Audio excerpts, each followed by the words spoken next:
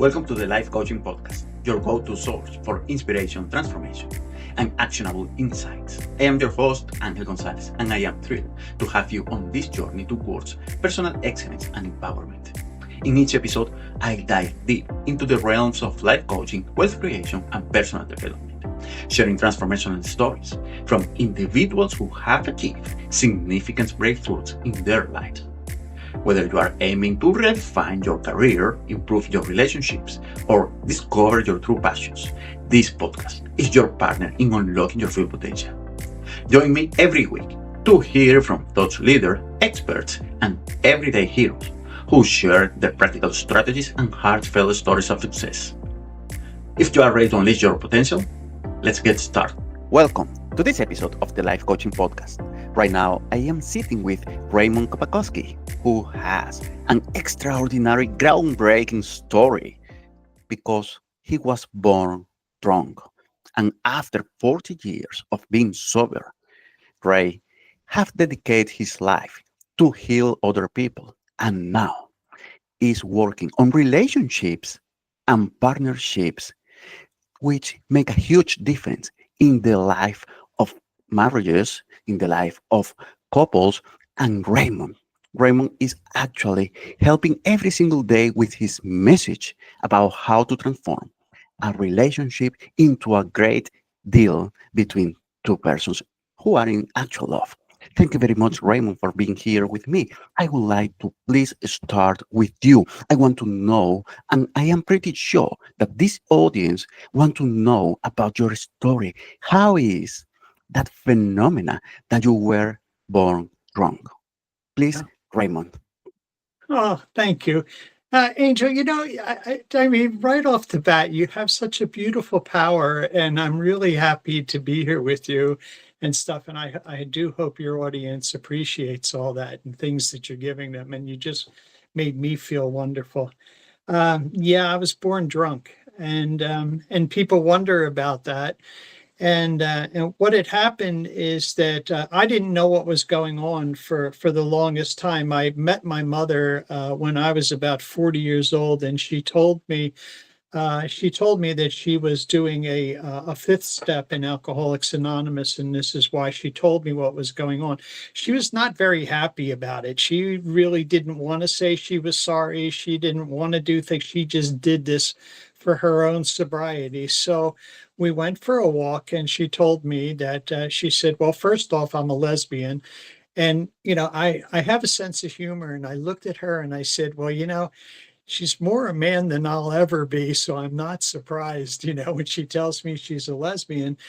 And she told me that what had happened is that she was in Philadelphia, and she was raped by five men, and they tried to rape her straight. They kept saying things like, "See what you're missing," and this type of thing. Caused a lot of hatred in her. She had been raped before when she was very young. Nothing happened like that, but I was the outcome. She said it sent her into a depression and she started to drink like very heavily. She had been drinking before that, but this really put her over the top. And so she was drinking constantly. She said that she tried to kill me. She said she told me that I was a tough son of a bitch, is what she said. She said when she found out that she was pregnant, she would get drunk and punch herself in the stomach and trying to kill me. And she said on multiple occasions she got very drunk. She would land on her stomach and basically trying to abort me because it wasn't abortions weren't available at that time, and she didn't know what else to do. She really didn't have anybody to talk to about this kind of stuff. So all she had, she was young, and all she really had, in a sense, was a lot of resentment and an awful lot of hatred going into this, which is something that I picked up on. And so um, finding all that out, I was, it answered an awful lot of questions, that I've had over the years, but that I'll get into that a little bit later. I was adopted into a family, a Polish family, and very, very nice people. And what happened though is that uh, after when I was adopted, they brought me in. I was in the house maybe 4 years with a new adopted family. My mother got pregnant and she went into a diabetic coma. And when she came out of it, she was losing her sight and she was in very bad shape. So I was really hoping to have a mother at that time, but that did not work out. You know, she was very sick, and my father needed to take care of me. Now, during this time, she was pregnant. She ended up having a child, and she followed up with a second child.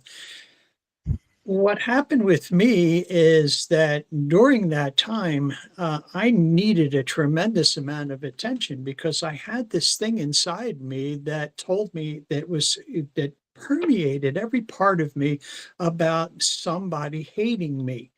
When you're born, you're taught that mothers are wonderful and they're caring and they're giving and they're loving. So if somebody really hates you, it must be you.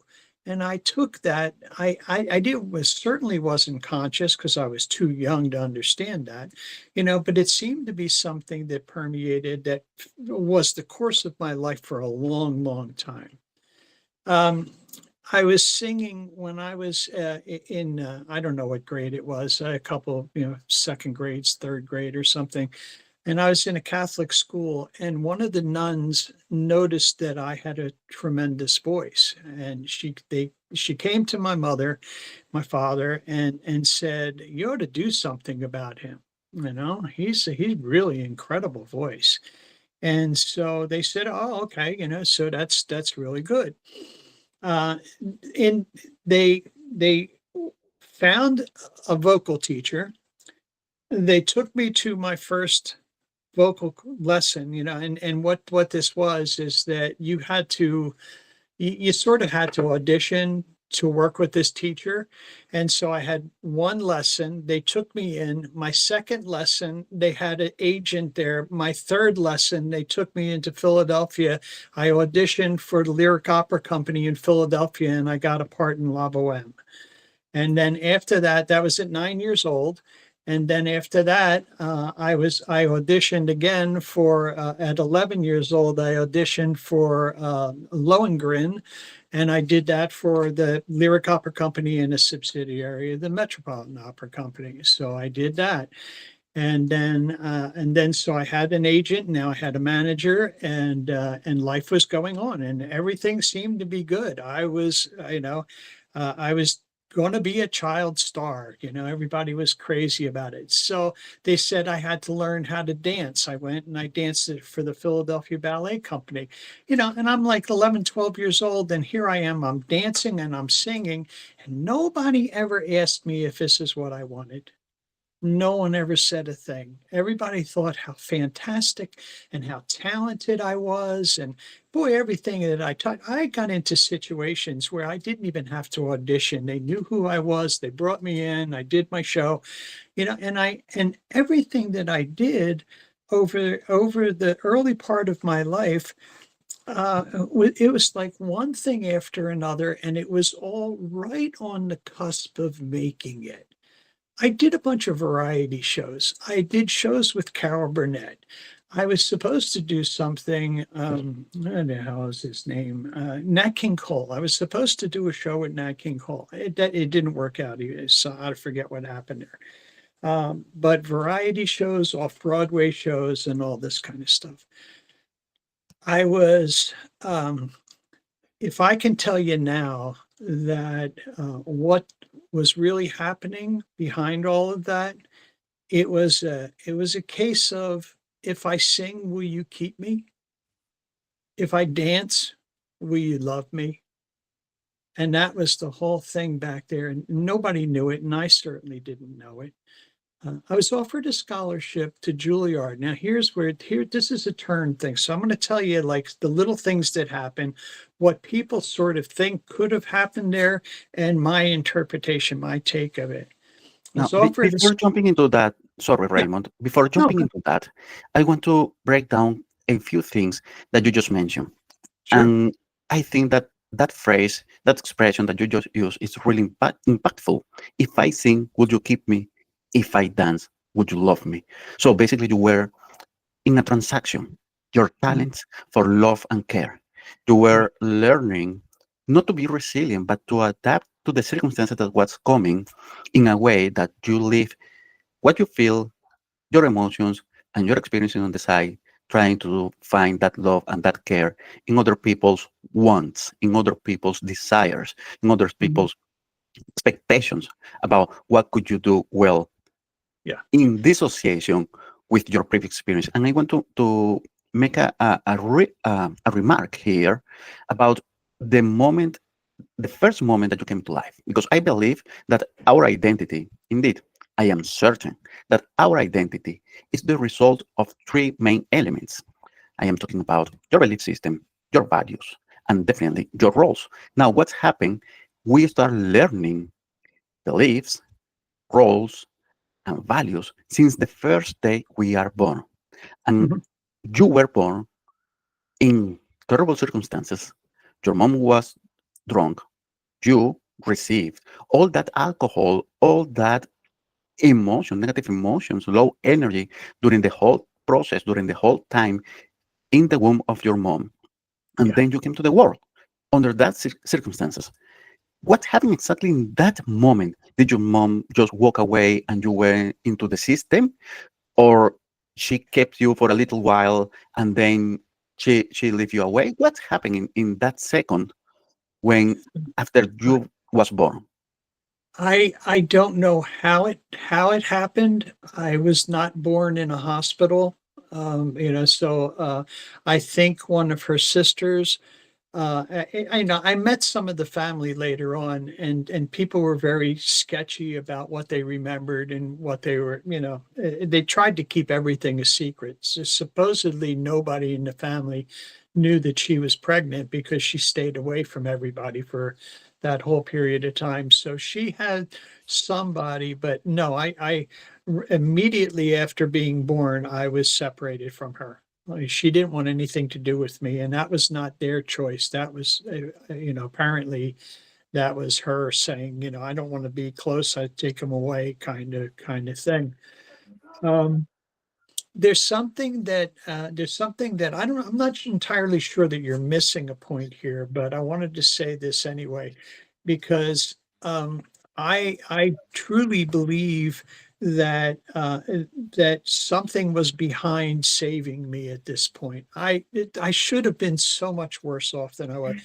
Fetal alcohol syndrome was not really something that they talked about back then. It hadn't been invented, so to speak, but I really should have had a lot more damage. And I do feel a lot, and throughout my life, I always feel like the universe has been saying, yeah, give him a little something to do, take care of him, make him happy, keep him going and everything. We have a plan for him. So I have a belief that the universe used my mother in a terrible way, and it's sad, but it justifies some of the feelings that I had. They used her to bring me in, and they set me up to do the things that I did, to feel the way I did, and to make me a survivor, and to open me up in so many ways, because the universe had a plan for me. And so, I'm the end result of this thing. And the reason for that is that I'm the kind of person that it didn't make a difference what you handed me, what you asked me to do. I said yes. Sure, I can do that. And I did not know how to do it, but I could do it. And not only could I do it, I could do it well. I've got pieces right now that are in museums that I did restoration for, because they came to me and they said, "Can you fix this table?" And I'd say, "Sure." You know, here's an opportunity to be a cottage father for mentally retarded children. Can you do that? Sure, no problem. You know, and it's not that I was a liar. It's not that I was a bullshitter. It's that I had some kind of odd confidence that, yeah, I survived that woman. I can do anything. I can Yes. do absolutely anything. So, so to get back to the earlier days, I was my mother really couldn't take care of me. She loved me, and I know she did. I felt that kind of thing, but How old were you when you were adopted? oh, I was before I was one. So I was still an Before infant. becoming one? Yeah, I was still an infant. There was times it went back and forth. I went to the home for a little while, then they took me out of the home, and I went to the home, and then eventually everything was settled before one. Oh, Um, good. they, and everybody thought that they were doing me a solid. Everybody thought that, like, oh God, I mean, he's going to be so happy when he becomes this big star and he does all this kind of, they really had the best of intentions. But again, no one ever asked me, and no one ever asked me anything. They never said, do you want to do this? Do you like doing this? They just assumed because it was so cool that I must like it. Yeah, you'd be out of your mind not to have a voice like this and not be, and not feel grateful for it and happy to show it and all that kind of stuff. But I couldn't get there.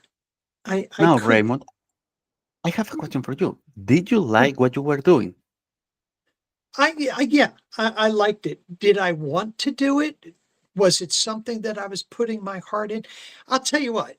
Did I spend one moment trying to get better? No, not a moment. I hand me a guitar. Sure, I'll play guitar for you. Show me a couple chords. I'll write you a song. Okay, do it. Learn the guitar? No, I ain't going to do that. You know, uh, and I couldn't read, which was another thing, which put me in a place in a lot of situations, put me in a place where I had to figure out a way to fake myself through it because I wasn't able to read. I read my first book probably about 20 years ago. So and all the information that I have here that I have in my book was all channeled. I'd never read a word of any of it from anybody, so it's entirely that way. But it's always been the story of my life. If I sit here and I allow the information to come through to me, that's how it does it. And I don't know. I don't know why it's me, but I'm happy to be there for you. You want me to do this? Okay, that's fine. This I love. This one I love. The other ones were for everybody else. The other ones were, will you marry me? Would you stay with me? Will you care for me? All this kind of stuff. And I did everything so that somebody would love me. I don't do that anymore.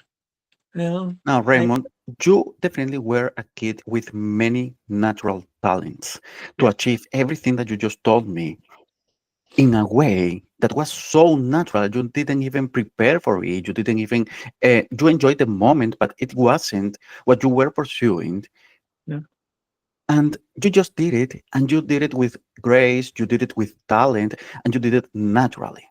What if you can remember what was happening in your mind in that moment? Because obviously you felt that you were in that transaction, love for talent, care for my talents. But what yeah. happened inside you? What was happening in your mind when you were working on those talents? You didn't feel any emotion at all. You didn't feel that grace, that love, that care for what you were doing, your performance, or were Yeah. you only thinking about, well, I do this for my mom, I do this for my dad, I do this because I want to be loved and they seem happy. What was happening in that I, moment? I I really missed out on that. I learned something. I was in a band called Takaiki, and Takaiki. This is many years later, and there's a whole drug story before this kind of thing like that. But I was in this band called Takaiki, and everybody in that band was a really good musician. We were the warm-up band for Miles Davis. We did a couple shows, not all the time, but we did a couple shows for Miles Davis. So, Angel, no slouch. Absolutely no slight. This was a really good band, and there's one person in that band that absolutely 100% did not belong, and that was me. And Wow. they didn't know it. They didn't know it. They accepted me in, but they studied, they practiced, they worked out, they lived and smelled and breathed, all this stuff. And I remember being jealous of that. I was like, all I needed to do was perform, and that I didn't know. Nobody told me that when you sing a song, you understand the lyrics to it, and then you take the lyrics and you bring them inside. And then when you open your mouth, you present the feelings. I faked the feelings. I knew how to Wow. fake them, you know, and so like the going back here, I couldn't read. They offered me a scholarship to Juilliard. They said, let the kid learn how to play piano. I was so in my own little world, my own. I had tremendous fear that they were going to find out that I could not read. I had tremendous fear that someday somebody was going to walk up to me and say, "You're a phony." I was protecting myself through that whole thing. So I couldn't read music. And they said, teach him piano, give him any kind of structured music thing, and he's in Juilliard. He's in. And so when I found out that I had to read, I started to screw up. I started to do more drugs. I started to be a pain in the ass. I didn't want them to offer that to me because I didn't want them to find out that I couldn't read. What You know, what how old were you? How old 12. were you when you had your first experience with alcohol and drugs? 11 years old. 11 years old. I was hanging out in the streets of Camden, and I had a friend that was a couple years older than me, and a friend that was my age as well. He was 1 year, and we started sniffing glue. And so, we used to get Weldwood contact cement and bags, brown paper bags, and sniff glue until you were out of your mind. It was a wonderful escape. After that, it was cough syrup, a lot of cough syrup, and we used to go into Philadelphia with phony IDs and all that stuff, and pick up a couple bottles of cough syrup, pills. I'm one of the people that can attest to the fact that is this where you wanted me to go? Did you? uh, I'm one of the people that can attest to the fact that heroin leads to pot. You know, so Yeah. if you do enough heroin, you're bound to end up smoking pot. And because it was backwards, everything was crazy. I Did you walk away from your adopted family in that during that time before being 11 years old, or were you trying to hide that addiction from them? Oh no, I could hide anything. They had some suspicions that something was wrong with me, but they were really very taking care of my brothers, taking care of. I don't think they knew what to do with me. To be honest, I sort of think that we see the reason that my mother adopted me is because she had had a stillbirth, and she was really losing her mind. The birth went all the way to the last moment. The child died in utero, strangled an umbilical cord, and the woman, she just lost it. She just lost it. And so they I was like, when a puppy dies and you go out and you get another puppy, Yes. that was me. I was the other puppy. And so and I was, you couldn't train me. I was like, with using that as an example, I mean, I probably piddled all over the house. They didn't know what to do with me. I was a mess. They really bought a broken puppy. And so, but I was on my own. I was living in that house when I was absolutely on my own. I can tell you that I don't remember ever having a conversation with my father, ever, not a Did you single one. get did you get to any point to feel that you belong to that family at certain point? I don't think so. I don't think so. They they loved me, but I never felt it. I didn't believe it. I didn't trust it. If you loved me, why would you send me off? Why would you hand me over to an agent? Why would I be in New York driving around and doing auditions? Why all these kinds of things? If you loved me, why wasn't I there? Why wasn't I home being loved? Or not that I would have accepted it. I probably wouldn't have. And knowing what I know about people today, and what I know about loving and all that stuff, they would not have known what to do. They would have tried. I believe that they would have tried if they knew that they had some responsibility to help me. I think that they did the best that they could, which was nowhere near what I needed. It's like they Yeah. operated on the wrong part of me. How did you So, survive? don't know. I survived because of today. I think I survived because of today. I in my sophomore year of high school. Now, some of this stuff started, the stage performances sort of petered out as I got more and more into. I started doing LSD at about 16, 17 years old, something in that area. I started doing LSD, and that was when it first, it was first coming out into. It wasn't a street drug at the time.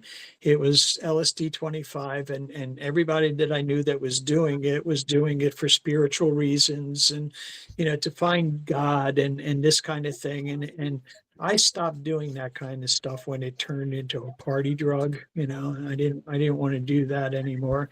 I already got away from the other, from just drugs that were like heroin and the codeine stuff. I got rid of that after I did acid for a few times, and so yeah, that was. But I in my sophomore year, I lost 7 friends in my sophomore year, either to drug overdoses. One of them was shot. One of them was hung outside of our high school. It was a rough neighborhood, and I was like, here I am in Camden, a lot of fighting, very racist, Klan locked in. It was called Pollock Town, and it was all about, sir. I remember, my father and other fathers running out into the streets to fight, and things. It was nuts. So I'm here. I'm in living in Camden, and then the next thing I'm on stage at some theater someplace, and the back and forth kind of thing was natural for me, but it shouldn't have been. So you, I you were living a life in two different dimensions. One dimension, it was everything around drugs and not feeling loved, not feeling that you belong. And on the other side, it was all about theaters, performance, art. But yeah, you didn't feel that you belong either. no.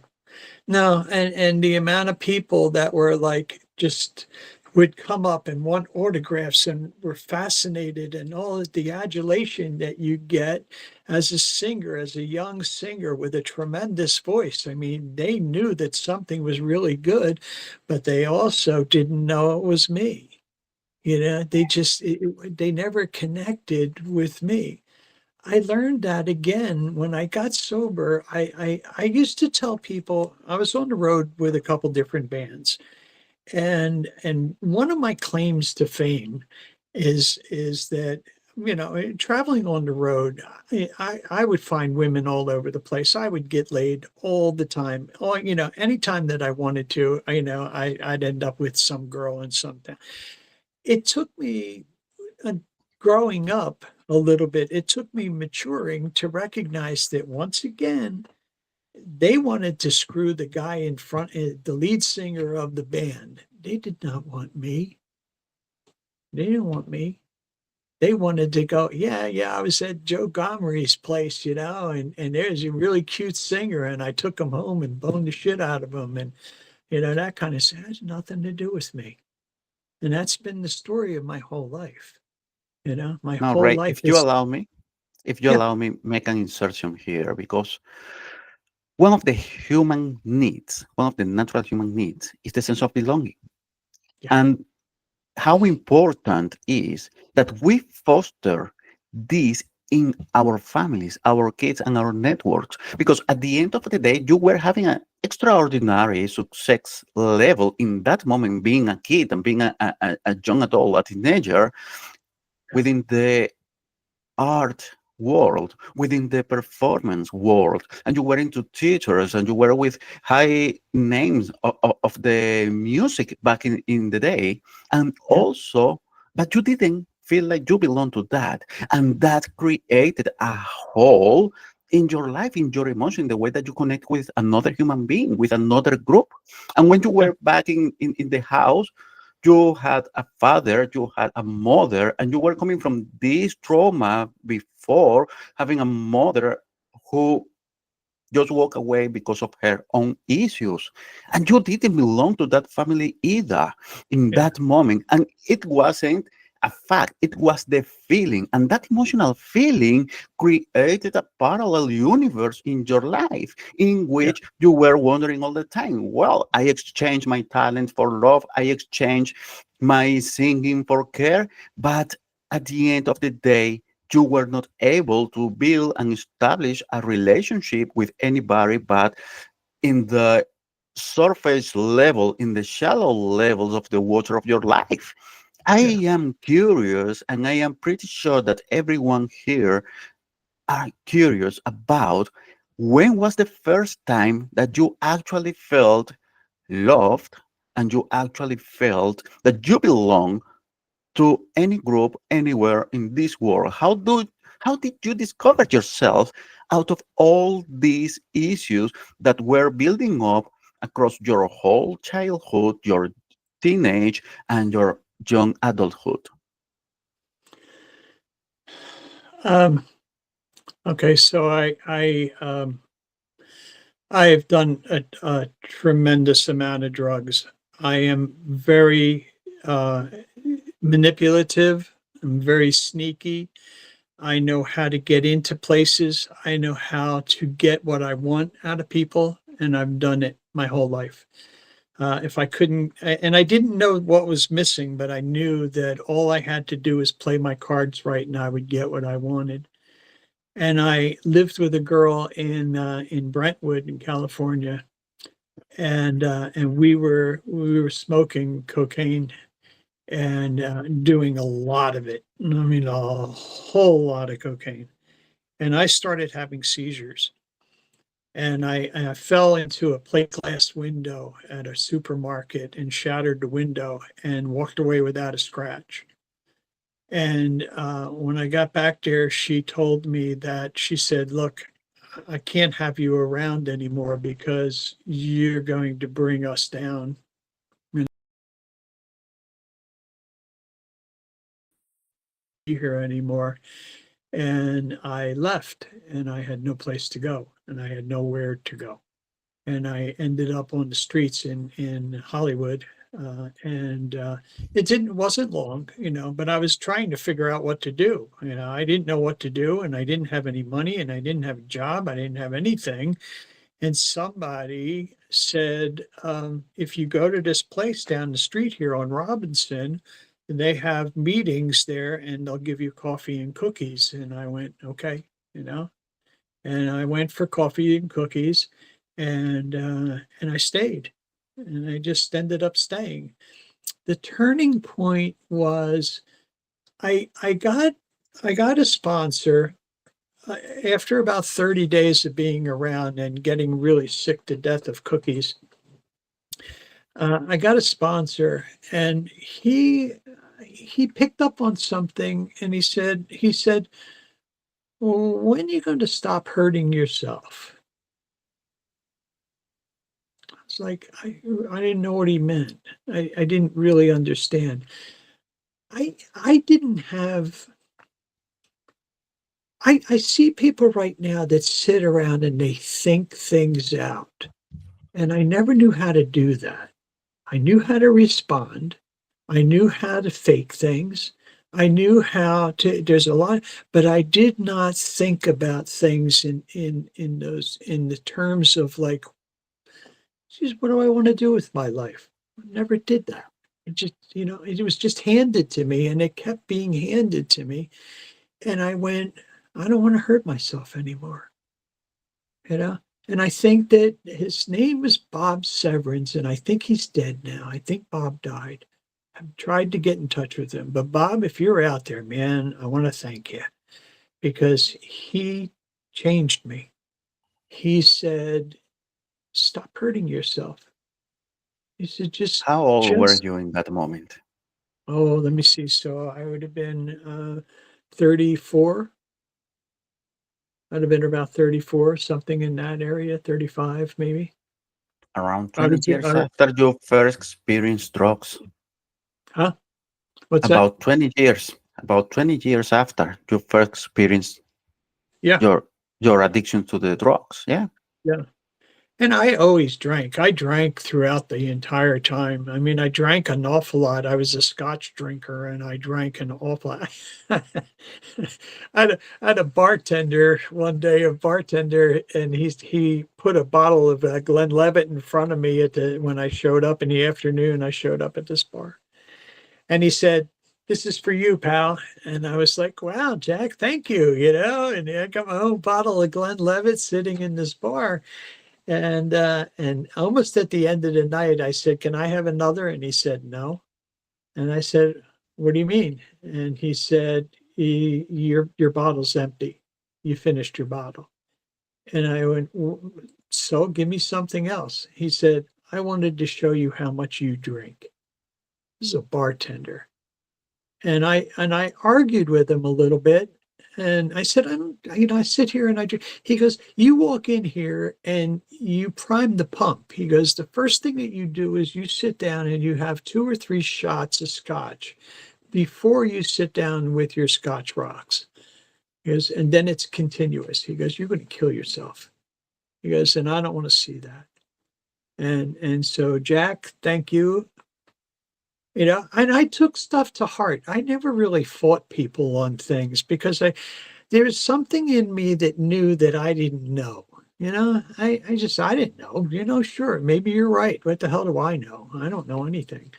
And Sometimes people are able to see the things that we cannot see in ourselves, and you definitely had something special because out of all the issues that you experienced in your first date in this world, you still got to make until the age of 34 and find that person, Bob, who yeah, called your attention and say, "Hey, why are you doing this? Why are you hurting yourself?" And you found even the bartender that was selling the to the best client of the bar, telling you, "How long are you going to keep hurting yourself? Look at what's happening."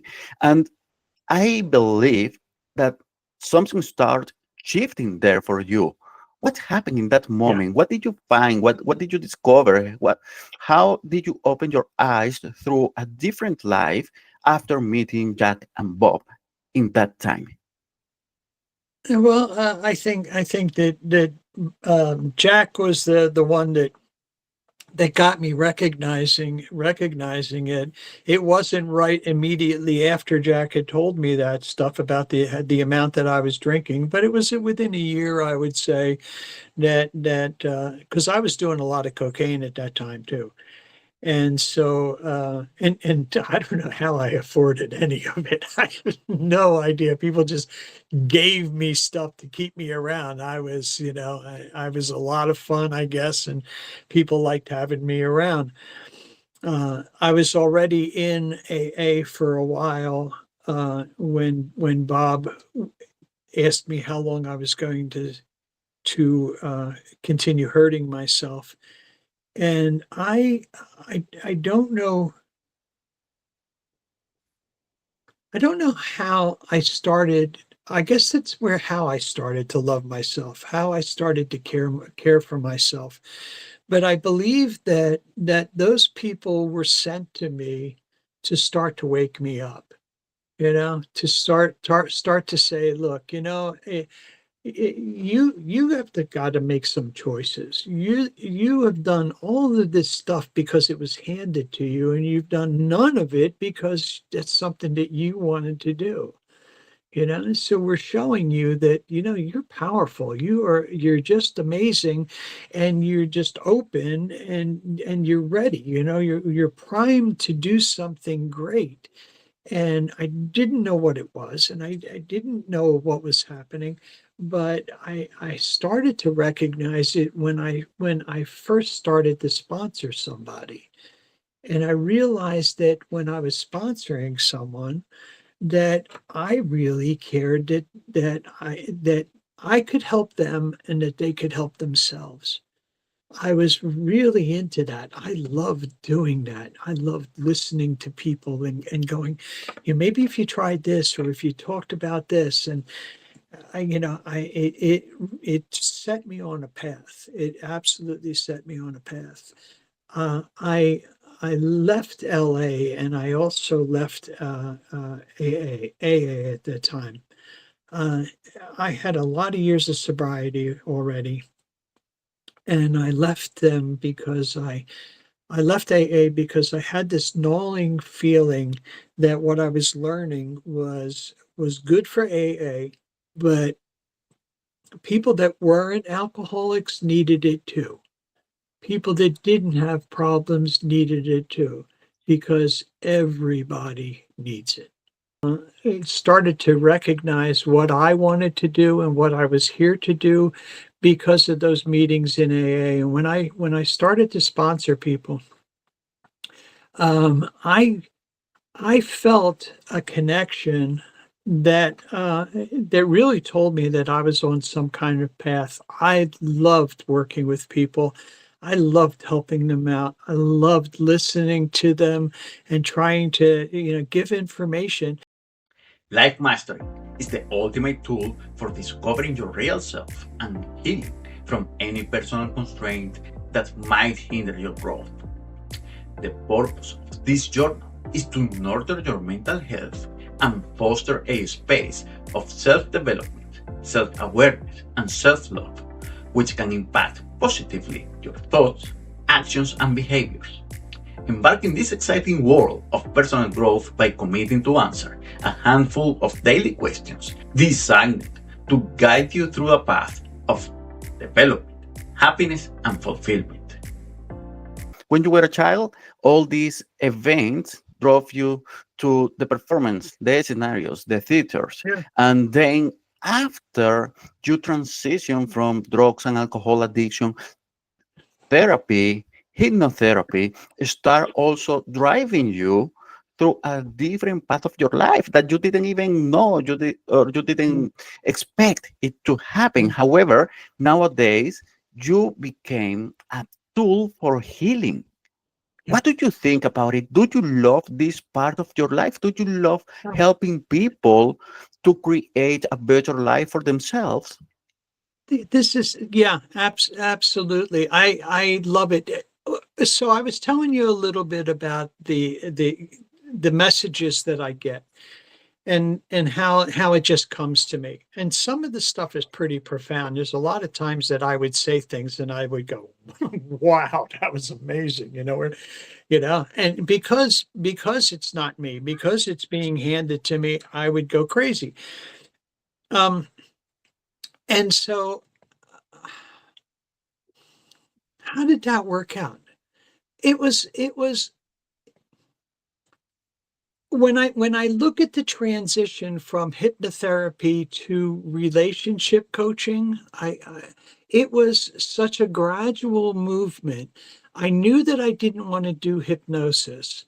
And then the next thing I know is people are coming to me for hypnosis, and I'm doing a little hypnosis, and then I'm talking to them a little bit more.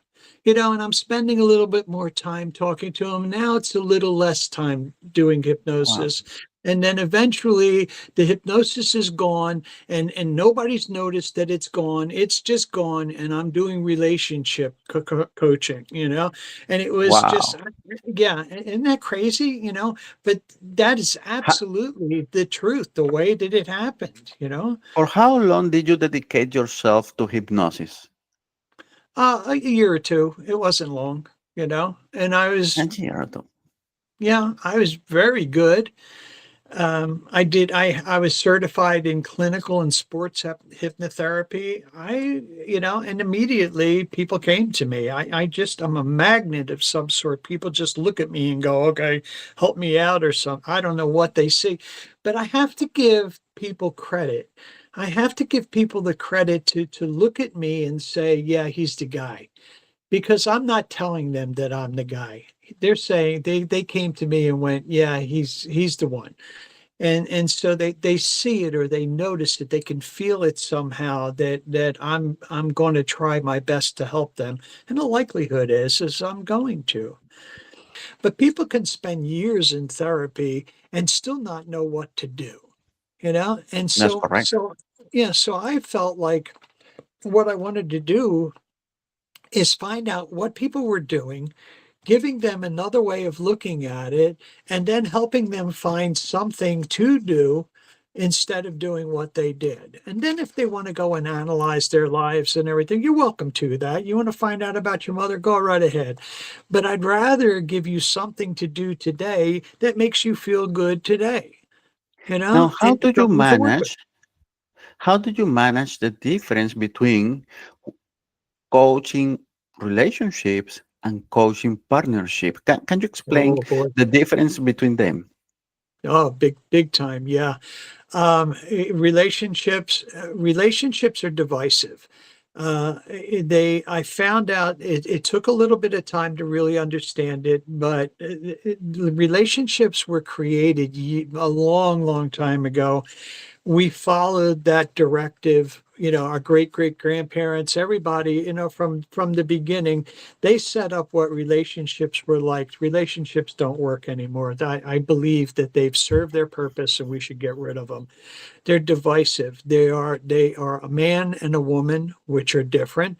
There's a husband and a wife, which are different, and what they're doing is trying to figure out how to take what a husband does and how to take what a wife does, and they're trying to lock it together so that they know how to fix things when they happen. They know how to get over things. They basically one of the big things that I know about relationships are people are really interested in learning how to tolerate each other. How to get by with all this kind of stuff.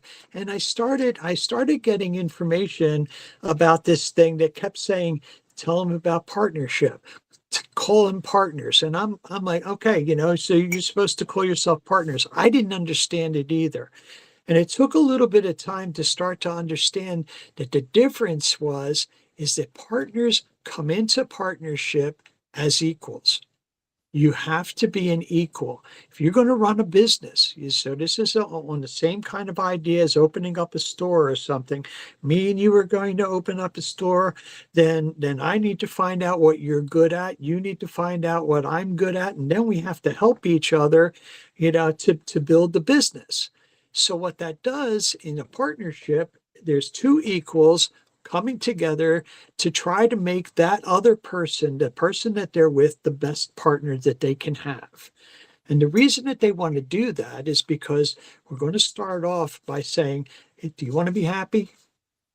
I don't care about the other person yet. If you want to be happy, I want you to really be sure that you want to be happy. And then if you want to be happy with this other person, I want you to accept the responsibility that goes along with that, which Raymond, means, I totally agree with you in the fact that when a partnership happen because a man and a woman getting involved in an intimate level, we find that people usually start from the point of the emotions that drive people to decide to be together regardless whatever the circumstances are. And I am talking about love. I Mhm. am talking about uh, Sure. the sex appeal, the feelings, the integration with one person to another, or from one person to another. But when you are explaining partnerships, you are explaining in the way of how we set businesses. For example, I'd rather set a relationship with my ideal partner, with my significant other, not thinking about the principles of how do I set business. Because if I am going to set a relationship, an intimate relationship with my significant other based on how do I set businesses, definitely I wouldn't be into any relationship, because in a business, when you are setting a business, you are making sure that the other person have the same right or less rights than you in order for make the business successful. And there are many rules and many norms that need to be followed within a partnership for a business. While when you are in a loving relationship, in an intimate relationship, you start working the way on making things happen because you want to be with that person. And do say at the beginning, some people try to tolerate another person into Mhm. their relationship. And obviously, those are the moments and the situations, the scenarios where the relationships are in trouble, where the relationships are not working. However, the ideal of an intimate relationship is to make sure that you find tools that help the relationship keep on going when love is involved. Because when love is not involved, there are no reasons for maintaining a relationship, because happiness is the result, and that's my personal opinion. Mhm. Happiness is the result of a series of steps and many moments that bring happiness to your life. And it's not just about the other person, it's about how you feel with the other person. And that's what brings happiness to that relationship. You build happiness in relationships through that emotions. But when we set a contract, for example, and to set a business, and I said to my ideal, my significant other, I said to my significant other, okay, these are the rules for making me happy, and these are the rules for make sure that we have a good relationship, and these are the rules to make sure that this relationship is not going to end into a separation or divorce. I am talking about something completely different. I am talking about certain arrangement where love is not there. And even though I respect the different cultures that have that pattern of behavior, that part of different cultures, it's not a myth, it's something that is reality. I truly believe that people can find love and happiness just because they want to be one with another, rather than just setting a contract as a partnership, a business partnership, to make sure that this business is going to start producing these results. I do believe Mhm. that people, when get into an intimate relationship or loving relationship, they need to be in the same page. Absolutely. And the first page is wanted to be with another, one with another. The first page also include how you are going to make this relationship a successful relationship, but based on the emotion of love, based on the desire to be Mhm. with the other person. So when you tell me about the difference between relationship or loving relationship or intimate relationship to partnerships, we are talking about basically arrangement partnerships instead of having an intimate relationship or a loving relationship with Yeah. your significant other. Do you believe in love, Ray? I believe that you are talking to me from somebody from a standpoint of someone who is who knows a lot about relationships and was taught about these things from your family and has seen all these kinds of things. It's not what I'm saying. It's not what I'm saying. Two people meet each other. Let's go down, walk down this corridor with me. Two people meet each other, they're attracted to each other, they're enjoying spending a lot of time, and they're finding how they value each other. They're really having a good time, and they get along very well, and they seem to have a lot of similarities, and they love, they're starting to love each other a little bit. Okay, so they're starting to go this. So how do we protect that? What do we do about this great feeling that we have? we take that feeling, we take that connection, and we put it off to the side. We table it because what we're going to do right now is we're going to learn how to protect that. We're going to learn how to protect that love that we have, that connectivity, that communication. We're going to be able. We agree that we love each other, and now what we're going to do is build a partnership that's going to protect it. We're going to learn about what is it in a love situation that you really need. What are your experiences the last couple times that you were in love that destroyed things? And we're going to figure out how to use that kind of stuff, because we love each other, so we don't have to worry about that.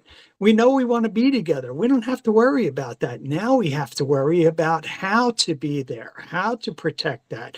What is it about you that I value that I'm not going to risk? I'm not, if I love somebody, I want to know what I'm putting at risk in order for me to say, I better treat this person really, really well because I love this person and I don't want to lose her. I don't want to throw this out the window. So in a business situation, it's similar, but it's different, and I want somebody here that I can talk to on a regular basis. I want her to come to me and say, something, I really like to be a stay-at-home mom.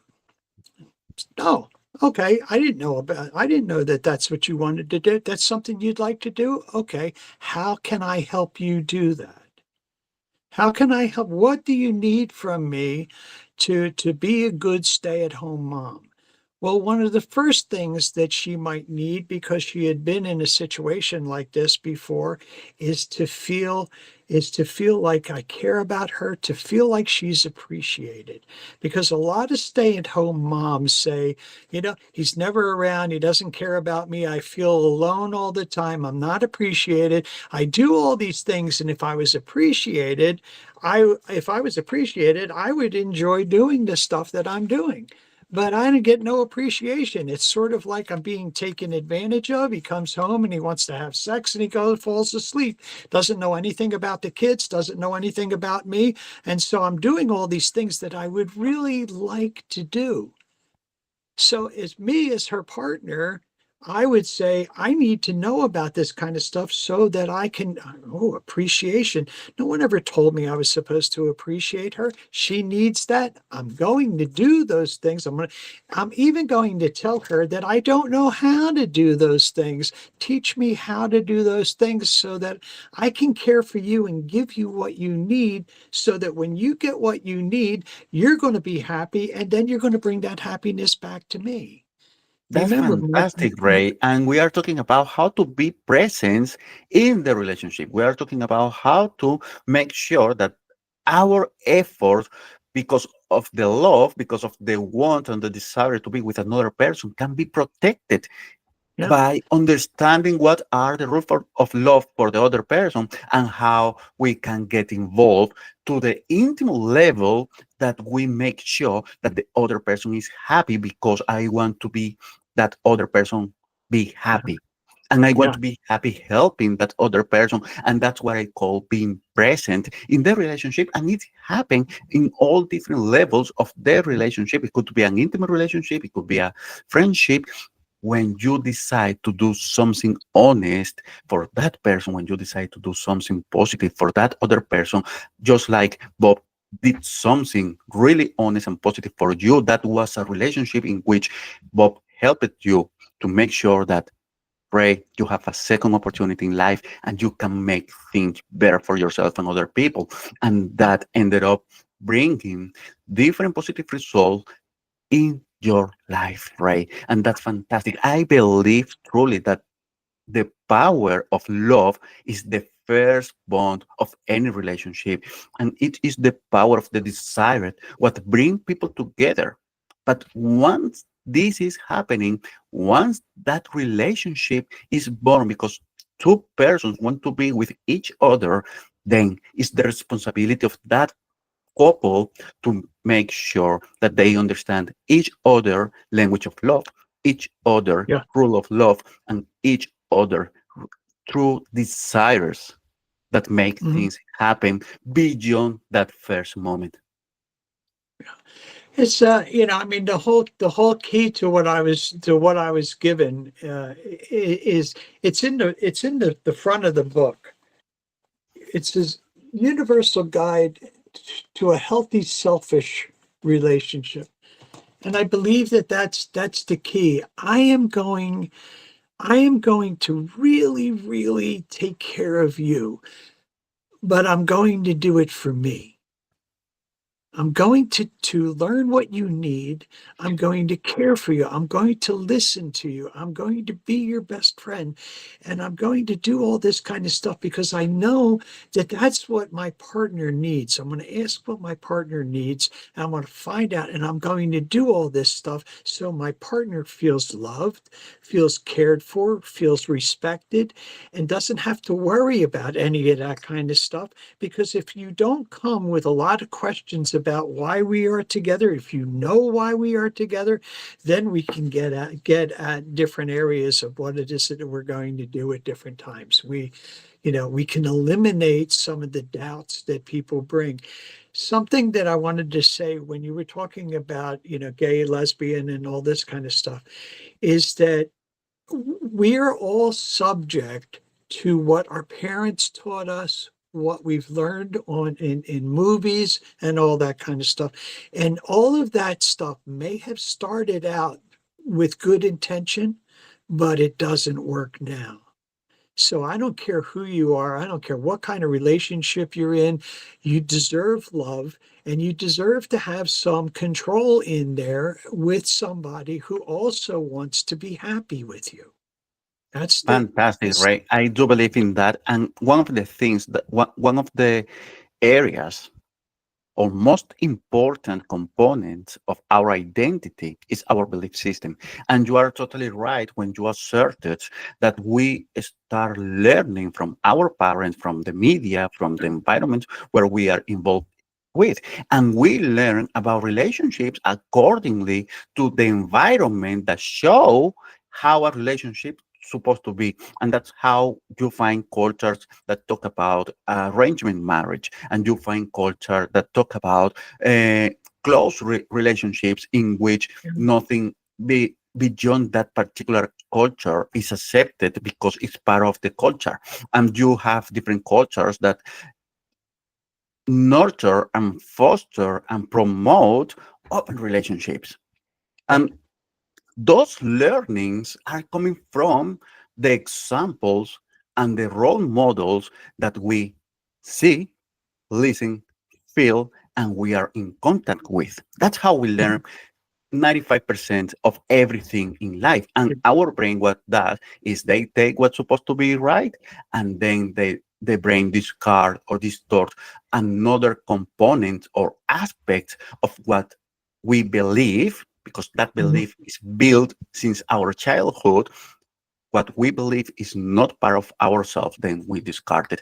Now, when we talk about protecting the relationship, when we talk about protecting the love, we are talking about, you brought a concept that I need more clarification about, because you talk about in in your book selfish love, and one of the paradigms of love is being selfishless. So when we are protecting the love, and I want to understand well your idea, when we are protecting the love, is being selfish to make sure that as a couple we can be together out of any trouble, any issue, understanding each other, or we actually need to promote and foster selfishness to make sure that we can achieve that same result within the Yeah. relationship, not being selfish but being selfless.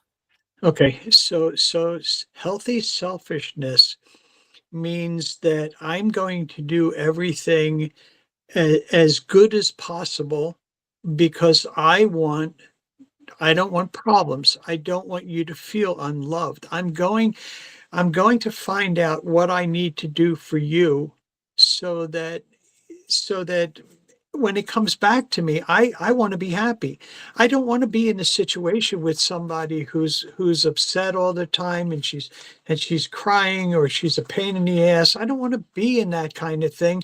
And I don't have to if I listen to her first, if I care about her first, if I make her my priority, if I say, and it's not about cowing down, it's not about, being codependent or any of that kind of stuff. It's simply about it makes sense.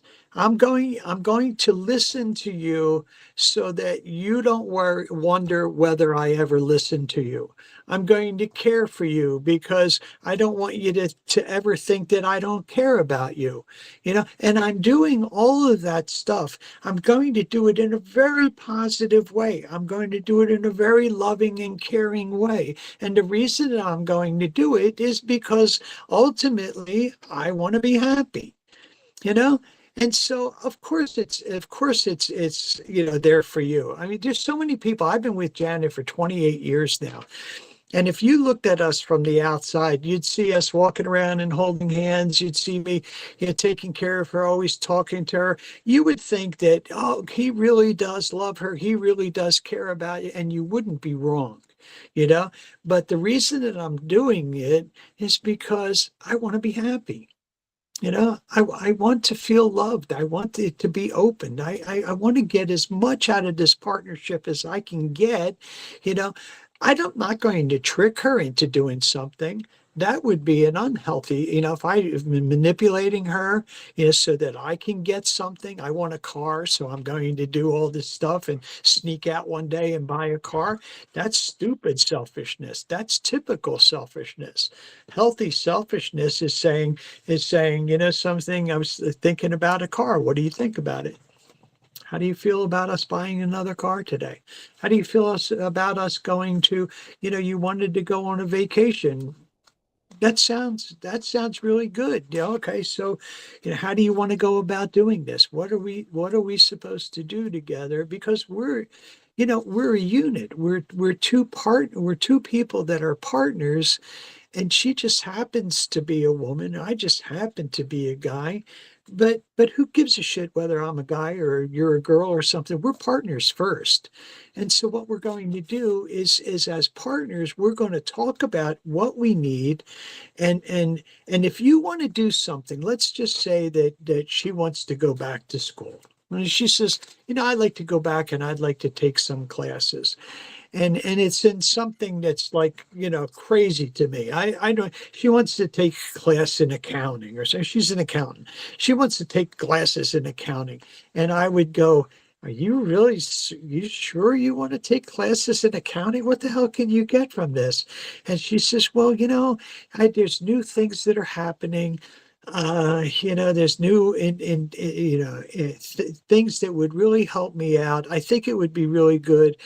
And I'd go and I would say, plus the fact that you do like school, don't you? You do. Okay. Well, I don't think that you need it. And I don't think that, I mean, it wouldn't be my first thing for you to do. I'm not 100% in. But if you want to do that, if that's something you want to do, then how can I help you? That Yeah. makes sense. And one of the things that I was concerned about when you first talked about this concept was, for example, when people create pleasing relationships in which whoever is in the relationship start pleasing the other person just because they want the other person to be happy and make sure that I don't have any problem or any trouble within the relationship, then people start just pleasing and become a pleaser rather than an active agent in the Right. relationship. Or as you mentioned it, the dependence and codependence relationship that end up bringing so much trouble to the relationship because at the end people lose their own identity within the relationship because they It's true. become dependent and codependent of the other person and they don't recognize themselves after being involved in that type of relationship, and the healing process is even harder and more complex that it could be in a different type of relationship. So those were some of the main concerns that I had about when you were talking selfish or healthy selfish relationships. And thank you very much for clarifying that particular Yeah. matter, because I do believe in that. I do believe in the fact that we, based on love, based on the honesty of the relationship, the desire that one person want to be with the other person, need to know and understand the other person language of love, the other person rules of love, and how make things happen. And for example, when you asserted with the example, when your partner decided, or in the scenario that decided to go back to school and get a different degree or another degree in the same area, even if you are not quite sure, you decide to assess what are the other person wants and desires, and then you become a supporter of the idea to make sure that the Absolutely. other person realize themselves, the other person realize herself or himself, whatever the case is in their relationship.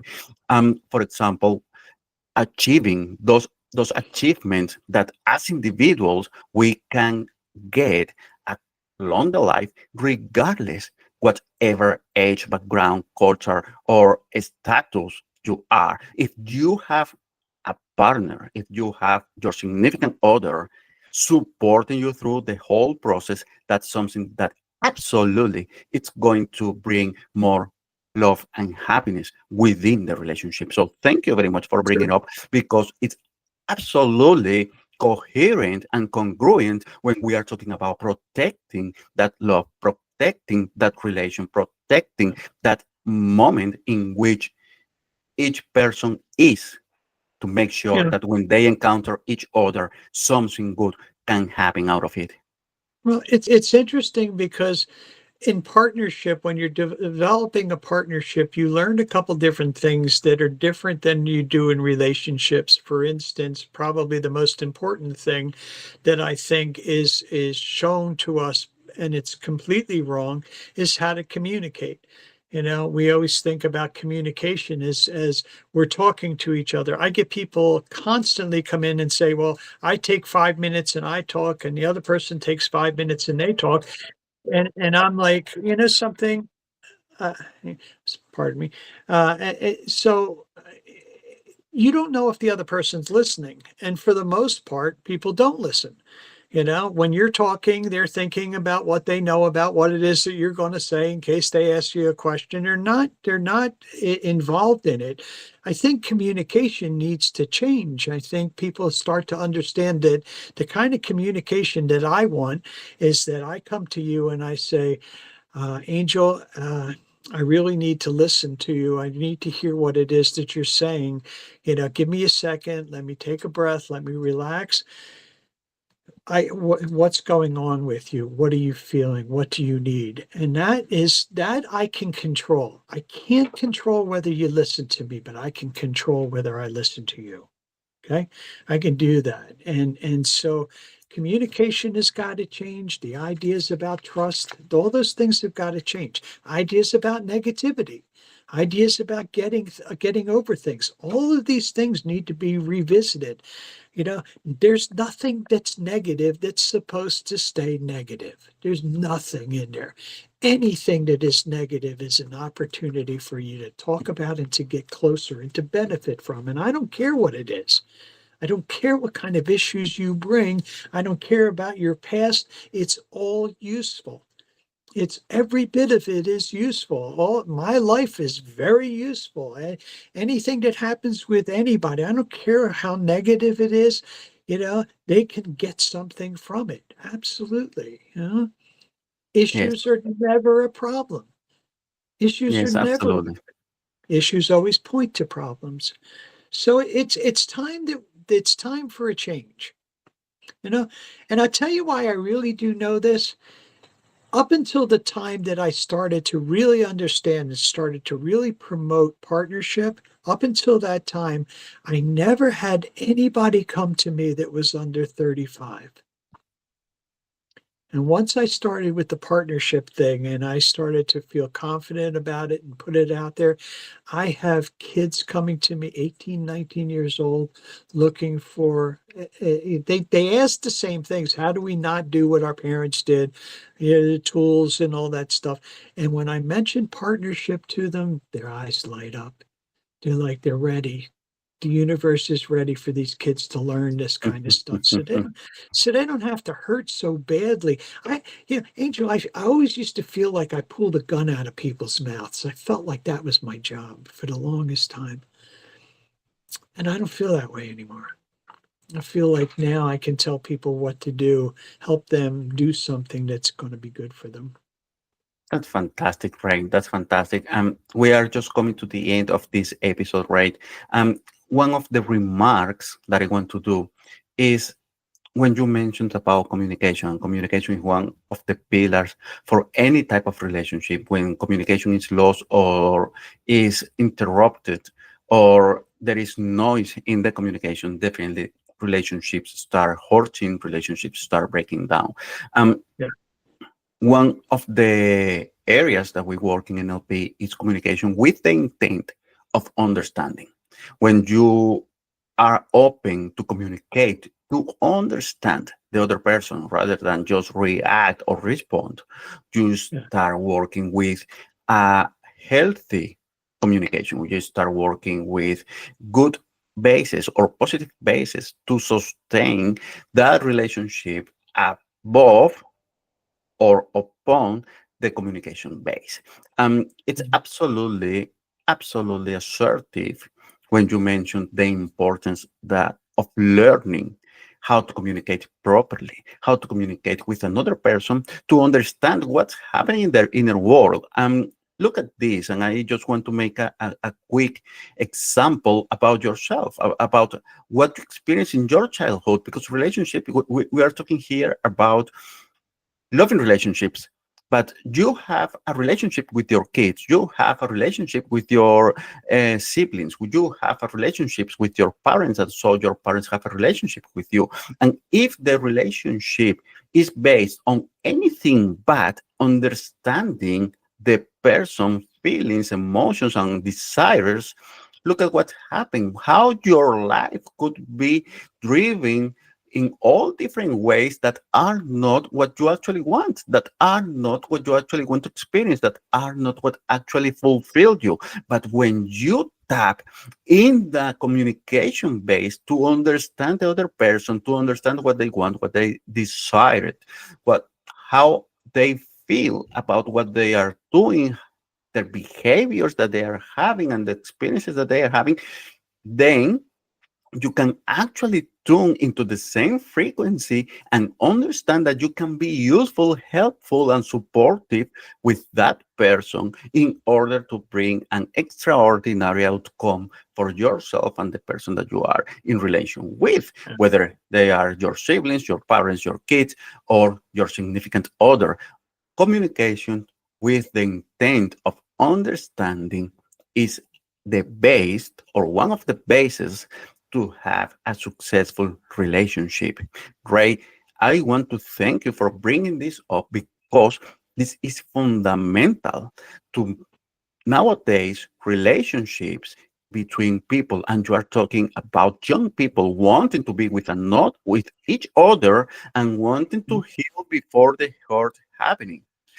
They want to learn how to communicate. They want to learn how to make sure that their relationships could be for years and years, could be successful, could be solid, rock solid, in order to guarantee their own happiness. I am really grateful for you, Ray, because out of the whole experiences that you had, the whole traumas that you had, the whole inner child work that you had to do, the shadow work that you had to do, the process of transformation got you here to Yeah. make sure that you could be there to support people, to grow, to find love, to make sure that life is more than Mhm. whatever you feel is happening to you at any stage of life. I was just thanking you for this opportunity. This is wonderful, and I wanted to remind you. You're very good at remembering things and putting all this things together, and I wanted to remind you of how I slip from one thing into the next.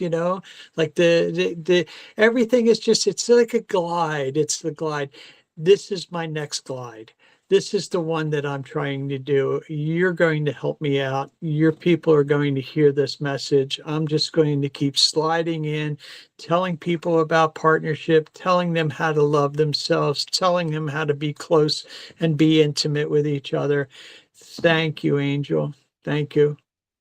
Thank You're you very part much, of it. Ray. How can people find you? Where people can go and find you? Oh, I'm right here. No, I'm kidding. If anybody's interested, I first off, I'm still doing sessions, and I still have room for people. I do individual and I do partnership questions, sessions, whatever. If you're interested in that, you can say that you were here with us. Through Angel. I'm giving everybody a 15-minute consultation. You can talk to me. You can ask me questions and decide if you think you'd like to, to have some sessions with me. That'd be great. And you could reach me at ray.innerpower@gmail.com. You can call me if you'd like, 602-487-4805. If you want to check out my website is innerpowerinsights.com. Book will help you out a lot. Book is really fun to read too. It's like poetry, and that's how it was channeled. So that's available too. That's available any place. So, or call me about it, and maybe I can get you a deal. Who knows? Angel, thanks again.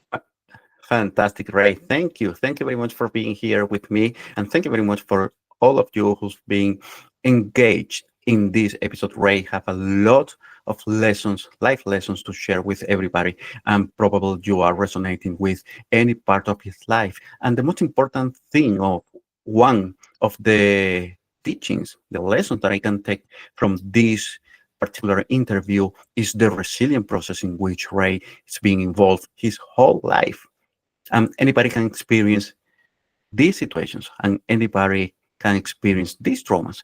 And understanding people like Ray, who heal through the whole process of trauma, dealing with alcohol, dealing with drug addiction, to become a light, to become a guidance, to become a support for other people who needed to heal as well, who needed to find a path to build a better life, a life of purpose. That's something absolutely amazing and extraordinary to take as a learning, as a lesson learned from Ray. Thank you very much, Ray, for being here. All the links for getting in touch with Ray if you're interested in working with him in order to improve the quality of your relationship or your partnership are going to be in the information box of this episode. Thank you, Ray, one more time. And thank you, everyone here. This is the Life Coaching Podcast. My name is Angel Gonzalez. I believe in you. I believe in you. I believe in your capacity, your unlimited capacity and your unlimited power to create the results that you want for your life, to improve the quality of your life. Thank you one more time. And I see you on the next episode. Thank you for tuning in to the Life Coaching Podcast. I hope that today's episode has empowered and inspired you to take bold steps towards your own personal and professional breakthroughs. If you found value in today's stories and insights, please share this episode with your friends and family, because your feedback fuels my mission to bring you even more impactful content. And next week, I will continue to explore the amazing potential within ourselves. Until then, keep striving, keep dreaming, and keep moving forward towards your best life. I am your host, Angel Gonzalez, and this is the Life Coaching Podcast.